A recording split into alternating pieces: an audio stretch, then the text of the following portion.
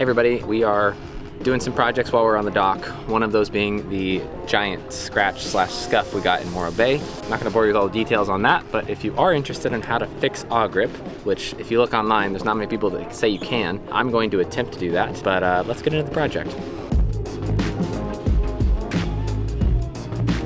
None of the actual scratches slash scuffs went into the fiberglass. I went through the AwlGrip top coat and through the primer, but it stopped on the gel coat. So I don't need to fill any of these things. I think I'm just gonna be able to sand it back with some 220 then 320 and blend it in good enough with that. So right now I'm just cleaning the surface. First time I've been able to really see this thing since we've been off the dock the whole time. But yeah, it's not pretty, that's for sure. So I think anything we can do is gonna make it look better. Once the area is wiped down, tape around where you'll be painting. It is important to tape a ½ inch around the problem area to allow proper feathering.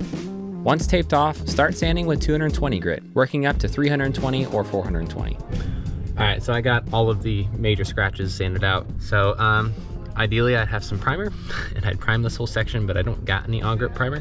So I'm probably just gonna do a couple top coats, and if it fails again, then I can redo it again in the future. It's already a patch, so it is kind of what it is. With the paint prepared, first roll out an even, thin coat of paint over the surface, immediately following up with tipping to remove the bubbles and to further spread out the paint. For a good first coat, it's not bad. We have a lot of dark spots. You're not supposed to even be able to hide it, honestly, with top coat, but I don't have any primer. Even if I gotta do another coat tomorrow, I gotta do another coat tomorrow.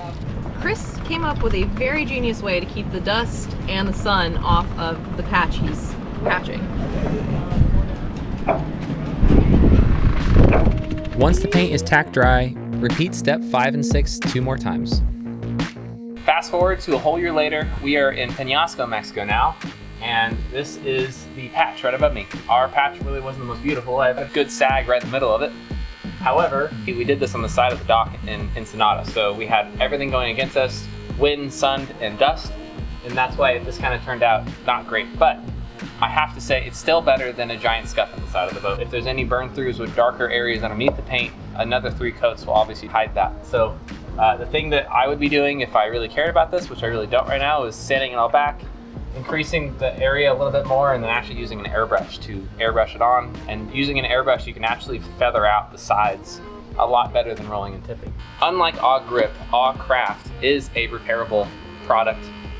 The one stipulation on that is that it has to be sprayed. You cannot roll and tip AwlCraft. But AwlCraft you can wet sand out and buff in so you can blend in between the old and new patches very well.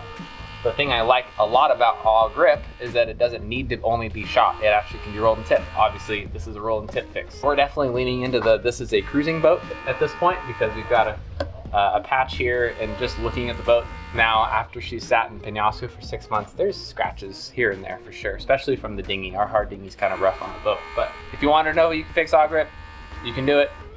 Again, this is a lot better from 10 feet away than a giant scratch on the side of the boat. So